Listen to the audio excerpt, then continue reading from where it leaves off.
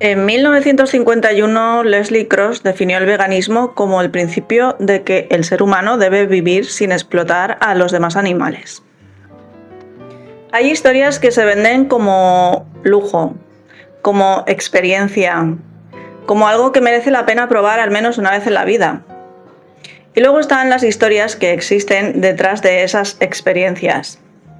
Las que no se cuentan mientras sostienes esa taza caliente entre las manos y alguien te dice que estás a punto de probar uno de los cafés más exclusivos del planeta. El Kopi Luwak se ha convertido en un símbolo de eso, de lo raro, de lo caro, de lo diferente. Una bebida que parece tener algo especial no solo por su sabor, sino por el proceso que la hace posible. Ese proceso, cuando se cuenta de forma superficial, suena casi curioso, incluso fascinante, porque implica a un animal que, sin saberlo, transforma los granos de café dentro de su cuerpo. Es una historia que llama la atención, que despierta la curiosidad, que se comparte con una sonrisa incómoda o con una mezcla de sorpresa y diversión. Pero hay una diferencia importante entre conocer una historia y entenderla de verdad.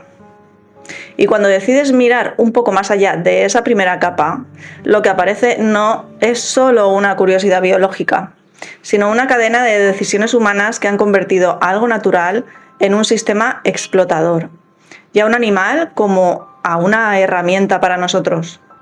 Este es un vídeo para mostrarte la realidad completa, la que normalmente queda fuera del encuadre, para que cuando vuelvas a escuchar hablar de este café, sepas exactamente qué significa, de dónde viene y qué implica.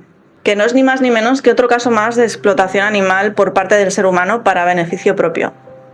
Antes de que existiera el Kopi Luwak como producto, antes de que se vendiera a 400 euros el kilo con etiquetas exclusivas o rutas turísticas centradas en su consumo, ya existía la civeta, viviendo en su entorno natural, completamente ajena a todo lo que le vendría después.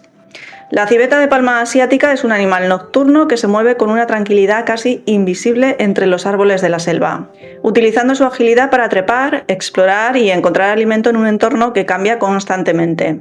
No es un depredador dominante ni un animal especialmente llamativo, pero cumple un papel importante en su ecosistema, como todos los animales.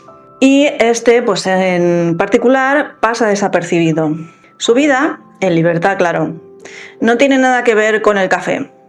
Su vida consiste en sobrevivir, en encontrar alimento variado, en moverse con libertad, en responder a estímulos, en elegir dónde ir y qué hacer en cada momento. Come frutas cuando están disponibles, pequeños animales cuando los encuentra, insectos, semillas y entre todo eso a veces cerezas de café. Pero el hecho de que coman esas cerezas del café es simplemente una lección más dentro de muchas posibles. Una parte mínima de su comportamiento natural. Y sin embargo, ese pequeño detalle es el que ha fijado su destino. Porque cuando esos granos pasan por su sistema digestivo, ocurre algo que a los humanos nos llama la atención. El proceso digestivo modifica ligeramente la composición de ese café. Reduce ciertos componentes amargos y cambia algunas características del grano. No es que sea un proceso mágico ni nada, ni diseñado para mejorar el café, pero es suficiente para que alguien en algún momento vea potencial económico en ello. Durante mucho tiempo ese potencial se mantuvo a un nivel muy limitado. Los granos se recogían ocasionalmente en la naturaleza de forma casi anecdótica, sin alterar el comportamiento del animal ni su entorno, aunque en realidad ese hecho ya implica un aprovechamiento del animal. Pero lo cierto es que con el tiempo se convirtió en algo difícil de encontrar y exclusivo, y precisamente por eso se le empezó a dar cierto valor. El problema empieza cuando ese valor deja de ser anecdótico y se convierte en oportunidad de explotación animal para sacar un beneficio con ello. En el momento en el que el Kopi Luwak empieza a ser conocido fuera de su contexto local, especialmente en mercados internacionales donde lo exótico y lo exclusivo tienen un peso importante, toda la lógica cambia. Lo que antes era escaso se vuelve deseado, y lo que es deseado en grandes cantidades necesita ser producido de forma constante y en grandes cantidades también. Aquí es donde la historia deja de ser natural, porque la naturaleza no funciona a escala industrial, no responde a la demanda global, no produce bajo pedido. Y cuando los humanos intentan forzar ese tipo de procesos, lo que ocurre es una transformación que afecta directamente a los elementos más vulnerables del sistema. A los llamados, como he aprendido del canal de Vegan Revolution, los agentes pasivos, que son esos individuos con identidad propia, pero sin la capacidad de elegir ni de consentir. Y en este caso estamos hablando de la civeta, pero ahí entran todos los animales sintientes y también, por ejemplo, pues los bebés humanos, para que me entiendas. Diversas investigaciones y reportajes han documentado cómo, en lugar de depender de la recolección en libertad, los productores optan por capturar civetas y criarlas en cautividad para asegurar un suministro constante de granos. Sorpresa para nadie. Este cambio puede parecer lógico desde un punto de vista económico, claro, pero sus consecuencias son profundas y en muchos casos invisibles para quien consume el producto final. Esto es importante. Las civetas así pasan de ser animales libres a convertirse en animales confinados, mantenidos en jaulas que limitan completamente su comportamiento natural. Estas jaulas son estructuras pequeñas de alambre donde el animal apenas puede moverse, sin posibilidad de trepar, de esconderse, de explorar, de hacer prácticamente nada de lo que haría en libertad. Cuando observamos esto desde fuera puede parecer simplemente una limitación física, pero en realidad es mucho más que eso. Los animales no necesitan entender conceptos humanos como libertad o explotación para sufrir sus consecuencias. Su comportamiento, su biología y su forma de interactuar con el entorno están diseñados para funcionar en condiciones específicas. Y cuando esas condiciones desaparecen, es decir, nosotros se las quitamos, el impacto es inmediato. En el caso de la civeta hablamos de un animal activo durante la noche, que recorre distancias, que está tomando constantemente decisiones, que responde a estímulos complejos. Cuando todo eso lo sustituimos por un espacio reducido, sin estímulos, sin variedad, sin control sobre su entorno, lo que aparece es una forma de estrés que no siempre es evidente a simple vista. Uno de los indicadores más claros de ese estrés son los comportamientos repetitivos. Movimientos que se repiten una y otra vez sin una función aparente, como girar en círculos o balancearse constantemente. Estos comportamientos no son normales en la naturaleza y suelen aparecer cuando un animal no puede desarrollar su comportamiento natural. Y a esto se suma su alimentación. En muchos sistemas de producción las civetas son alimentadas principalmente con cerezas del café para maximizar la producción, lo que elimina la variedad de su dieta natural. Este cambio puede provocar problemas de salud, debilidad y un deterioro general del animal con el tiempo. Pero lo más importante aquí no es solo enumerar estos problemas, sino entender lo que representan. No se trata de casos aislados ni de excepciones dentro de un sistema que funciona bien, sino de consecuencias directas de un modelo que prioriza la producción sobre el respeto al animal.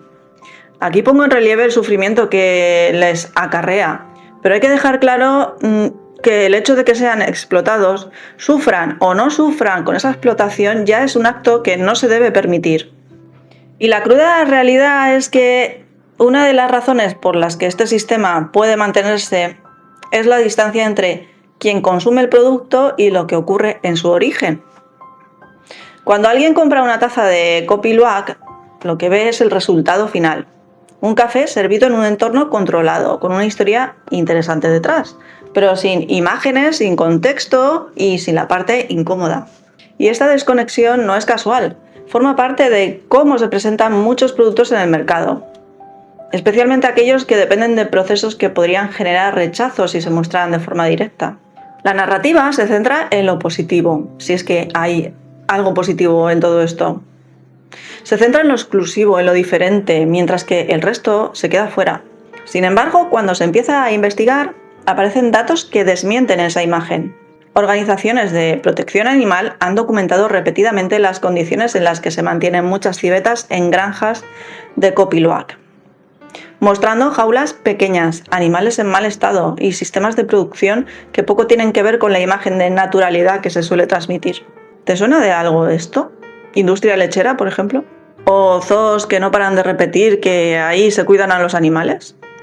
También se ha señalado que gran parte del café que se vende como salvaje no lo es realmente, ya que sería muy difícil cubrir la demanda global únicamente con granos recogidos en libertad. Esto significa que en muchos casos el consumidor está pagando por una historia que no se corresponde con la realidad del producto. Y esto, siento decirte, ¿qué es lo que ocurre con industrias no tan lujosas como la del huevo, la de la leche, la del uso del cuero para ropa o calzado o la de la cría de perros de trabajo, por ejemplo? Llegados a este punto, esta historia deja de ser solo sobre un producto y pasa a ser sobre una decisión. Una reflexión que cada persona tiene que hacer por sí misma para llegar a la conclusión lógica, que es la de adoptar el veganismo como una guía ética de su propia vida. Porque cuando conoces el origen de algo, cuando entiendes el proceso completo, lo que antes era una experiencia simple se vuelve más complejo. Ya no se trata solo de si el café sabe bien o si merece su precio, sino de todo lo que implica su existencia. La civeta en este contexto deja de ser un elemento curioso y se convierte en el centro de la historia. Pero no porque tenga un papel activo en la industria, sino pasivo. Porque todo lo que ocurre a su alrededor es resultado de decisiones humanas. Y esto es lo que hace que esta historia sea importante. No porque el copyluac sea único, sino porque representa un patrón que se repite en muchos otros ámbitos, donde el valor que damos a un producto no siempre refleja el coste real que implica producirlo. Al final todo vuelve a la misma imagen con la que empezamos, una taza de café, aparentemente simple, aparentemente inofensiva, pero cargada de significado. La diferencia ahora es que ya no es solo una taza, es una historia completa. Y con esta historia llega una responsabilidad que no tiene que ver con sentirse culpable ni con tomar decisiones perfectas, sino con algo mucho más sencillo: ser consciente. Porque una vez que sabes, una vez que te informas, ya no estás eligiendo lo mismo que antes. Y quizás esto es lo único que realmente importa. Porque no importamos nosotros, no se trata de nosotros, no estamos solos. Usar a otros seres es simplemente inmoral. Y perdona que te lo diga así, pero es que ya he sido lo suficientemente polite y comprensiva en este canal. Tanto que realmente al final de lo que he estado hablando hasta ahora no ha sido de veganismo, sino de bienestarismo, intentando quedar bien con todo el mundo para no enfadar a nadie. Y realmente yo lo que quiero es que este canal sea un canal vegano. Y entonces sí, aquí vas a escuchar cosas que no te van a gustar. Pero es que, a ver, ¿a quién le gusta la explotación animal? A nadie. ¿Pero a quién le gusta que le hablen de explotación animal? A nadie tampoco. Así que basta de girar la cara. Te mando un abrazo y espero verte en el próximo vídeo.